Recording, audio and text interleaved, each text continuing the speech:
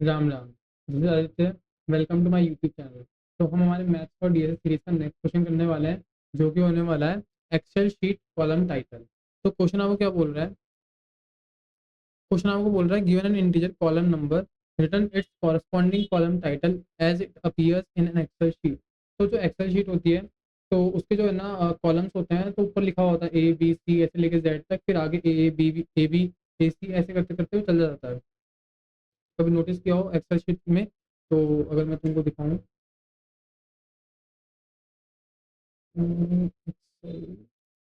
देखो, ये A B C D ये वाले कॉलम है। तो देखो ये फर्स्ट कॉलम है अपना, ये देखो, और ये जेड तक 26 जाएगा। देखो, ये जेड तक एक नंबर आ रहा है, इतनी रोज इंटू इतने 26 कॉलम। ठीक है, फिर मैं से आ रहा हूँ, तो 27वां कॉलम कौन सा मार्क है? ए। अगर 28वें कॉलम पे जाऊँ तो ये ए बी मार्क्ड है। ठीक है, तो देखो यहीं पे ये बोला है 28वां कॉलम ए बी मार्क्ड है, 27वां ए मार्क है, और 1 से लेकर 26 तक, ए से लेकर जेड तक ये मार्क है। तो मैं ये वाली चीज़ बोल रहा हूँ तुमको।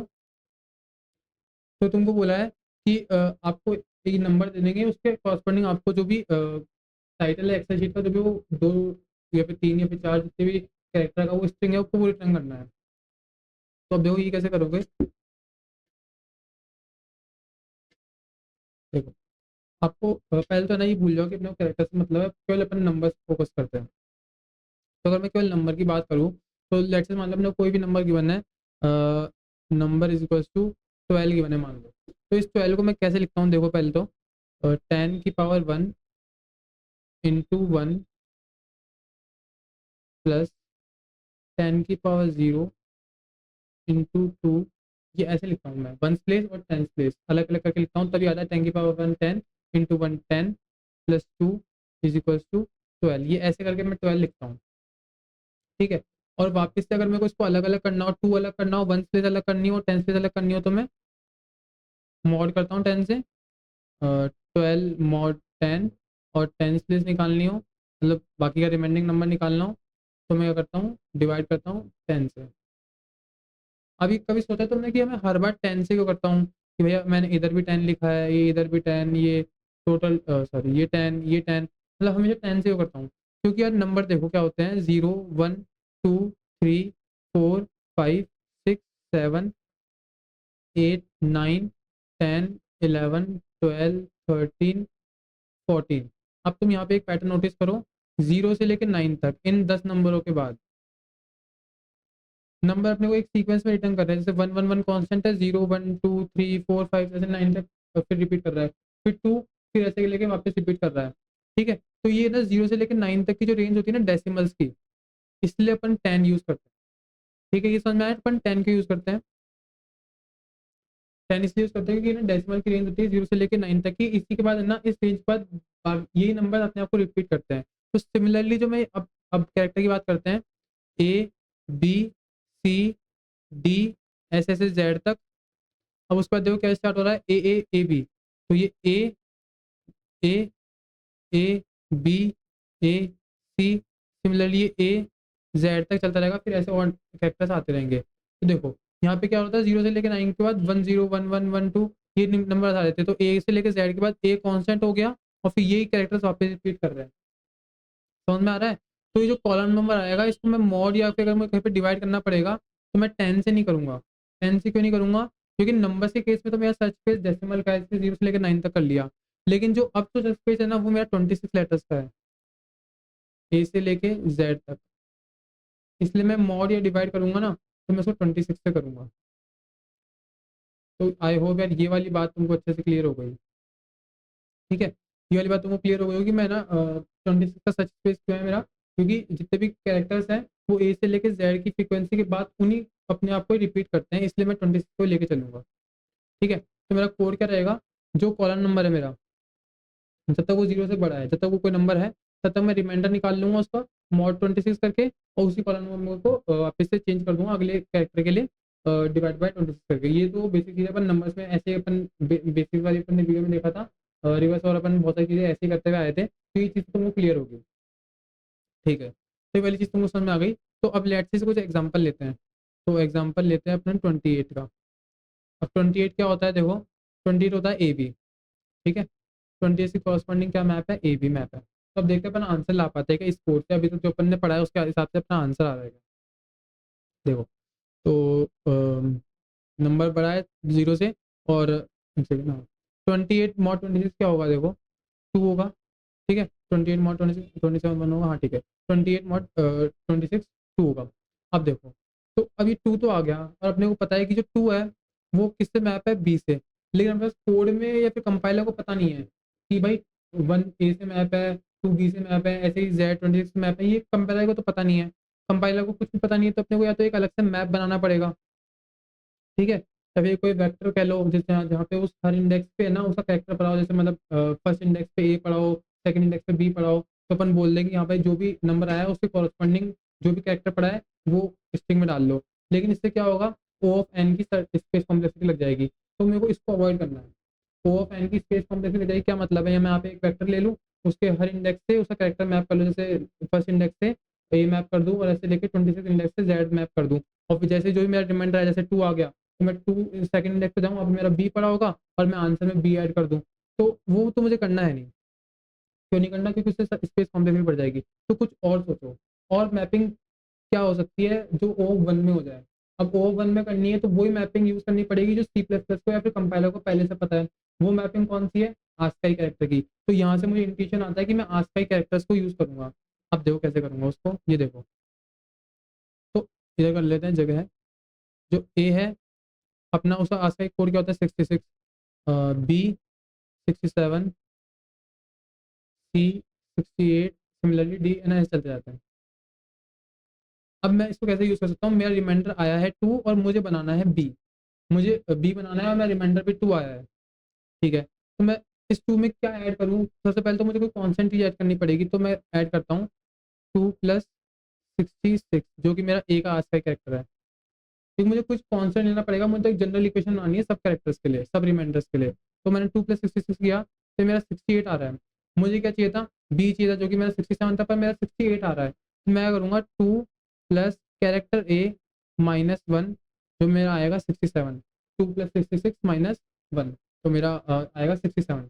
ठीक है, तो इसके लिए मेरा है ना 67 आ जाएगा। अब 67 आ गया, तो वो बी का आस्काई कोड है और ये कंपाइलर को पहले से पता है। ठीक है, तो मैं जो मेरा आउटपुट स्ट्रिंग होगी यहीं पे मैं उसको बनाऊंगा, और मैं उसमें ऐड कर दूंगा उसको, उसके आस्काई कोड को, जो कि होगा बी। ठीक है, ऐसे करके मैं लूप को चलाऊंगा। तो मैं एक बार इसको फ्रेश तरीके से रन करके दिखाता हूँ दोबारा से, जो इस कोड मैंने यहाँ लिख रखा है। तो एग्जाम्पल अपन फिर से लेते हैं 28। अब इसको एक बार अपन पूरा रन करते हैं।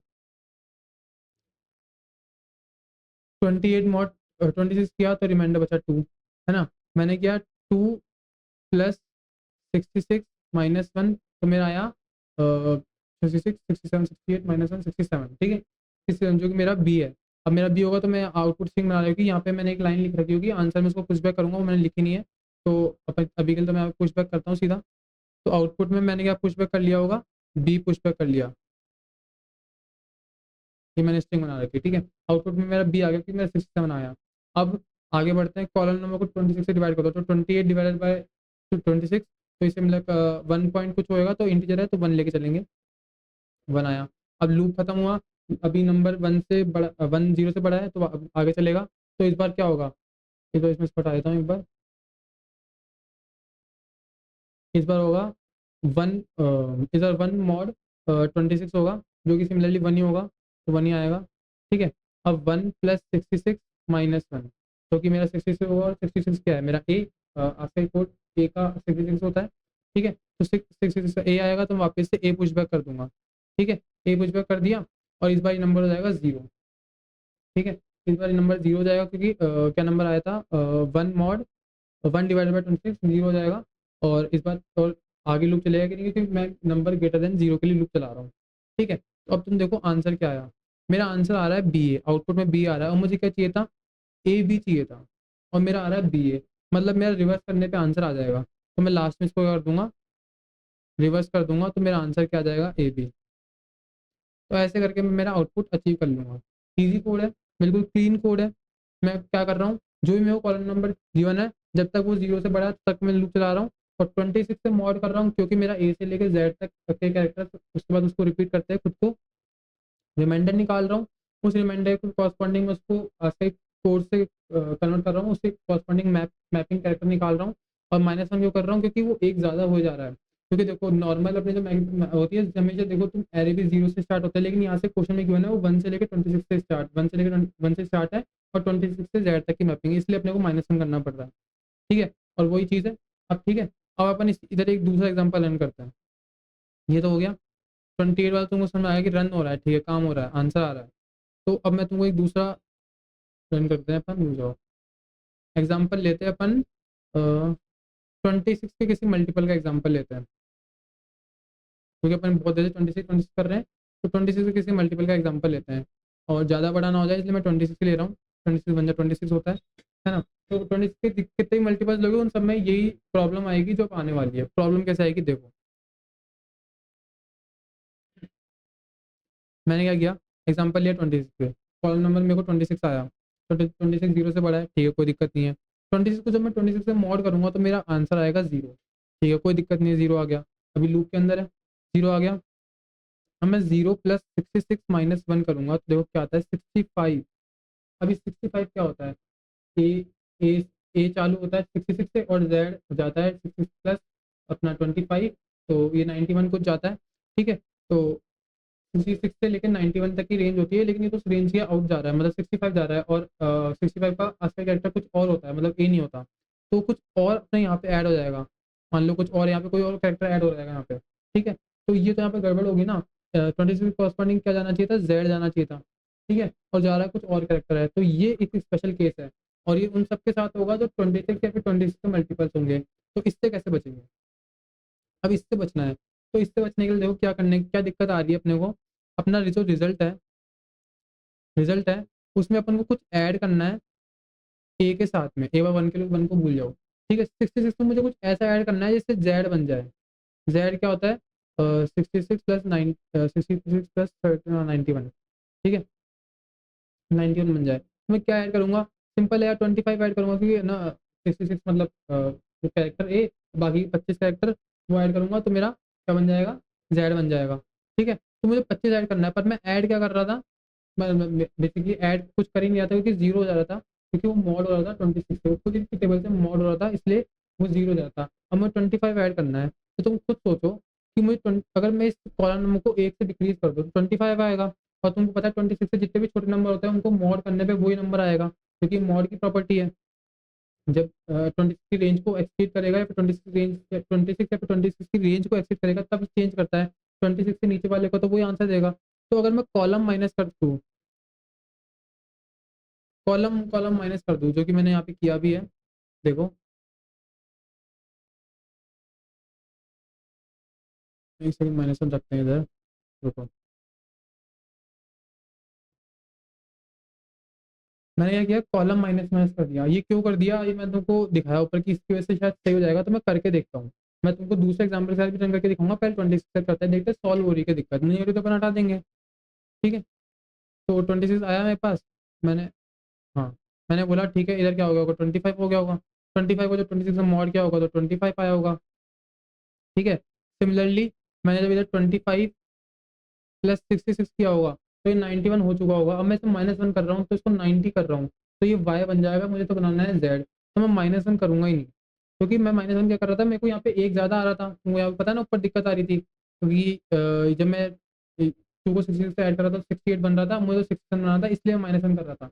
लेकिन क्योंकि मैं कॉलम को ही माइनस माइनस कर दे रहा हूँ, मतलब एक कम कॉलम पहले से ही कर दे रहा हूँ, तो मुझे अलग से एक्स्ट्रा -1 करने की कोई जरूरत नहीं है, वो मैं पहले से ही हैंडल कर रहा हूँ, ठीक है। तो बड़ी चाल देखिए, देखो तुम यहाँ पे क्या आ रहा है, 91, जो कि क्या होता है, जेड, ठीक है, जेड होता है।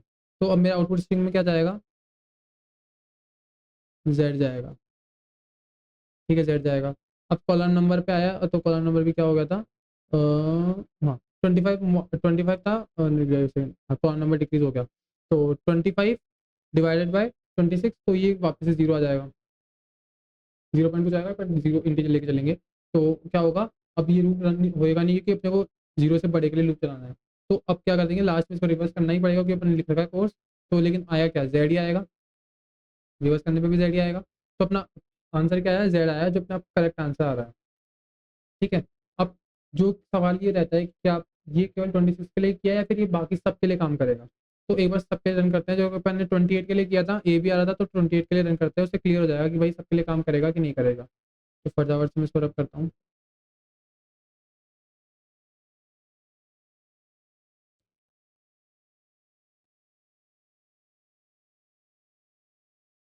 ठीक है, तो एग्जाम्पल लेते हैं 28 का फिर से। तो 28 आया तो इधर हो जाएगा 27। ठीक है, अब मैं जब 27 को मॉड करूंगा अपना 26 से, तो आउटपुट आएगा 1। अब मैं क्या करूंगा, एक सेकेंड, हाँ रिमाइंडर 1 प्लस 66, तो ये होगा 67। अब 67 किससे मैप होता है, ए होता है 66 से, बी होता है 67 से। तो देखा, बिना -1 करे करे और कॉलम माइनस माइनस करने के बाद भी अपने को कोई दिक्कत आ रही नहीं, क्योंकि -1, वो जो कॉलम -1 कॉलम अपन माइनस माइनस कर रहे हैं, वो उस -1 को हैंडल कर दे रहा है पहले से ही। तो अपने को अलग से -1 करने की कोई जरूरत नहीं है। अपना आंसर आ रहा है बी 67 आ रहा है, तो अपना आउटपुट में क्या जाएगा, बी जाएगा। ठीक है, बी जाएगा। अब मैं काट दूँ, हॉट हो जाएगा। ठीक है, अब यहाँ पे कॉलम नंबर क्या था, 27। 27 डिवाइडेड बाय अपन क्या करेंगे, 26। तो ये वापस लूप चलेगा, कुछ 1 आएगा, 1 पॉइंट कुछ आएगा, तो ये वापस से लूप चलेगा। ठीक है, अब वापस से लूप चलेगा, तो अब वापस आएंगे, अब ये कॉलम नंबर वापस से डिक्रीज होगा। एक सेकंड रुक जाओ, 1 जाएगा, 1 वापस डिक्रीज होगा। ठीक है, तो अब क्या हो जाएगा, 0 जाएगा। नेक्स्ट आइट्रेशन है ये, 0 हो गया। और अब मैं क्या करूँगा, 0 को 26 से मॉड करूँगा, तो 0 ही आएगा, 0 आया। और अब मैं 0 में प्लस करूँगा 66 को, तो कि मेरा क्या आएगा, 66। और 66 किसका फैक्टर होता है, ए का। तो यहाँ पे ए स्टोर हो जाएगा अब। और वापस से मैं मॉड करूँगा, तो इस बार 0 आ जाएगा। और ये अब लूप रन होगा नहीं, ठीक है, क्योंकि 0 से बड़े के लिए ही रन होता है। तो ऐसे करके अभी आंसर आ गया, और रिवर्स कर दूंगा लास्ट में, तो मेरा ए भी आ जाएगा। ठीक है, यहाँ बी था, अभी ए भी आ गया। तो ऐसे करके मेरा कोड रन होगा, और लास्ट में मैं इस स्ट्रिंग को, जो भी मेरा आउटपुट स्ट्रिंग है, यहाँ पे मैं एक स्ट्रिंग बना लूंगा। मैंने लिखा नहीं है, किसी भी कोड में भूल गया, तो उसको मैं यहाँ पे ऐड करता जाऊँगा। ठीक है, तो मैं तुमको दिखाता हूँ कोड।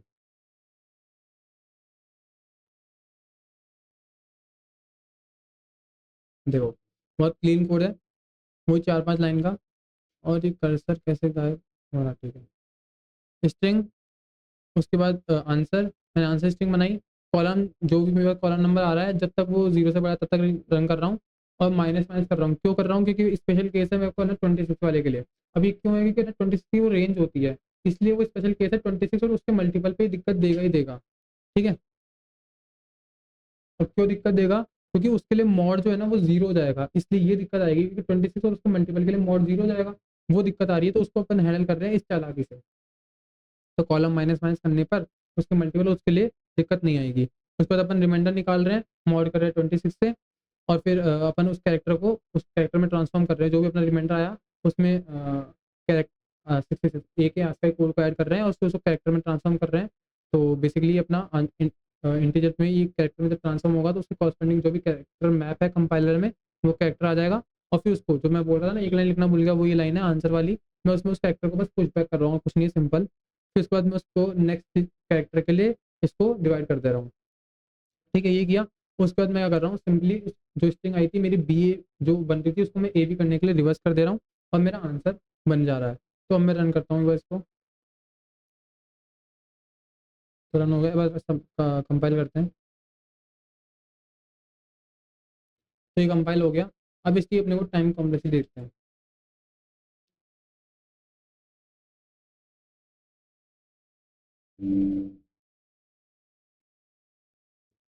ठीक है, टाइम कॉम्प्लेक्सिटी यार थोड़ी प्रैक्टिकल है।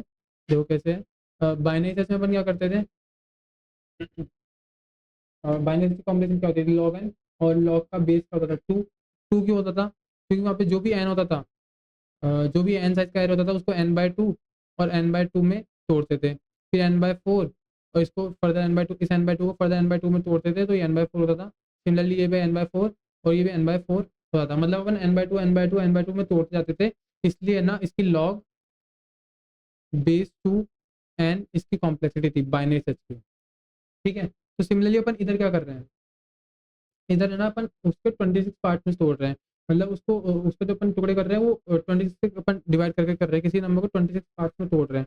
तो इसकी यहाँ पे कॉम्प्लेक्सिटी क्या होगी, लॉग 26 बेस कॉलम नंबर, जो भी अपने को इनपुट में मिलेगा ना कॉलम नंबर ये वो, तो इसकी टाइम कॉम्प्लेक्सिटी होगी लॉग 26 बेस 26 और कॉलम नंबर। ठीक है, तो ये अपना कोड था और ये अपनी टाइम कॉम्प्लेक्सिटी और स्पेस कॉम्प्लेक्सिटी अपन सॉल्यूशन के लिए नहीं लग रहे, ये तो स्ट्रिंग अपने को रिटर्न करनी है, इसलिए अपने को एक स्ट्रिंग आंसर बनाना पड़ रहा है। मतलब अपन सॉल्यूशन खुद सॉल्व करने के लिए अपने को कोई स्ट्रिंग की ज़रूरत नहीं है। तो बोल सकते हो कि भाई ऑक्सिलरी स्पेस अपन कुछ नहीं ले रहे हैं, लेकिन क्वेश्चन की डिमांड है इसलिए स्ट्रिंग बना दिया। ठीक है, बोल देना कि वो ऑफ एन ले रहे हैं, लेकिन केवल डिमांड है इसलिए ऑक्सिलरी स्पेस हमने कोई सॉल्यूशन के लिए नहीं लिया इस टाइम। तो इतना ही था इस वीडियो में, मिलता है नेक्स्ट क्वेश्चन में, तब तक के लिए सीताराम।